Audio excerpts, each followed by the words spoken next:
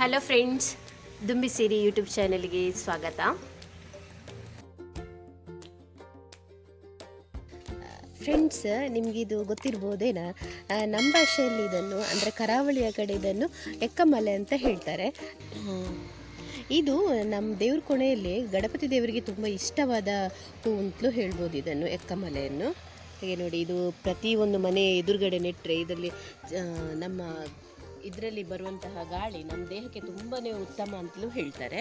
ಅದೇ ಇದರಲ್ಲಿ ಎರಡು ಟೈಪ್ ಇದು ಉಂಟು ಎಕ್ಕಮಲೆ ಅಂತ ಹೇಳಿದರೆ. ಅಂದರೆ ಒಂದು ಇದು ವೈಟ್ ಎಕ್ಕಮಲೆ ಅಂತ ಹೇಳಿ, ಮತ್ತೊಂದು ಒಂಥರ ಪರ್ಪಲ್ ಕಲರ್ ಥರ ಉಂಟು.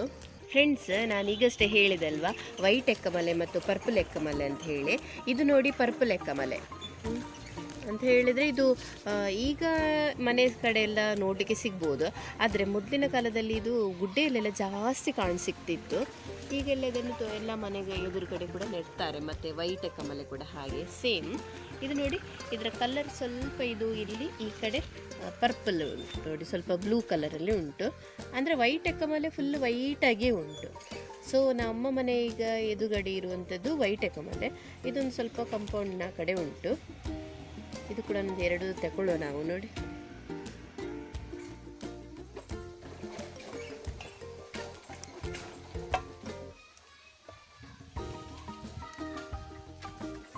ನೋಡಿ, 5 ಎಸಳು ಉಂಟು.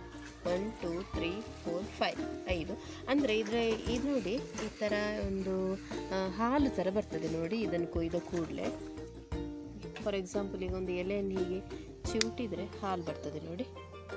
ಇದೊಂದು ಇದರ ವಿಶೇಷತೆ ನೋಡಿ ಫ್ರೆಂಡ್ಸ್. ಈ ರೀತಿ ನಾನು ಇದನ್ನು ಕಟ್ಟಿ ನಾನು ದೇವರ ಫೋಟೋಕ್ಕೆ ಇದು ಹೂವಿನ ಮಾಲೆ ಮಣಿ ಥರ ಉಂಟು ನೋಡಿ. ಅಂದರೆ ಈ ಹೂವಿನ ಈ ಥರ ನಡುವಲ್ಲೊಂದು ಕಾಣ್ತದಲ್ಲವ, ಎಸಳಿನ ನಡುವಲ್ಲೊಂದು ಕಾಣ್ತದೆ ಉಂಟು ನೋಡಿ. ಅದನ್ನೇ ನಾನು ಈ ರೀತಿ ಕಟ್ ಮಾಡ್ತಿರೋದು ನೋಡಿ. ಇದನ್ನು ಮತ್ತೆ ಈ ಥರ ಸೂಜಿಯಲ್ಲಿ ಸುರಿದು ದೇವರಿಗೆ ಹಾಕ್ತದೆ. ಒಂಥರ ದೇವ್ರ ಫೋಟೋಕ್ಕೆ ಹಾಕಿದರೆ ತುಂಬ ಚೆಂದ ಕಾಣ್ತದೆ ನೋಡಿ.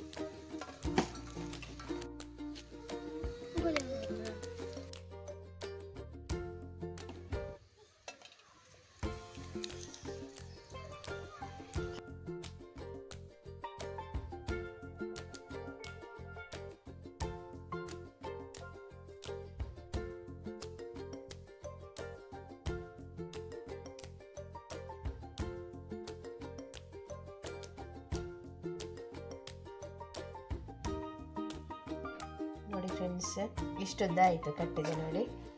ಅಲ್ಲಲ್ಲಿ ನಾನು ಇದಿಟ್ಟಿದ್ದೇನೆ ಪರ್ಪಲ್ ಕಲರ್ ಎಕ್ಕಮಲೆ. ತುಂಬ ಚೆಂದ ಕಾಣ್ತಾ ಉಂಟಲ್ಲ. ನೀವು ಕೂಡ ಮನೆಯಲ್ಲೆಲ್ಲಾದರೂ ಅಥವಾ ರೋಡ್ ಸೈಡ್ ಎಲ್ಲಾದರೂ ಎಕ್ಕಮಲೆ ಗಿಡದಲ್ಲಿ ಈ ರೀತಿ ಹೂವಾಗಿದ್ದರೆ ನೀವು ಕೂಡ ತಂದು ಈ ರೀತಿ ಕಟ್ಟಬಹುದು. ತುಂಬ ಸಿಂಪಲ್, ಕೆಲಸನೇ ಇಲ್ಲ ನೋಡಿ.